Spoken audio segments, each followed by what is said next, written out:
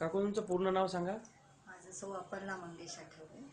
हां, धन्वंतरीचं जे औषध आहेत आयुर्वेदिक ते तुम्ही कशासाठी घेतले? तुम्हाला काय त्रास होता? मला व्हेरिकोज व्हेन्सचा गेल्या 30 वर्षापासून जवळ त्रास होता.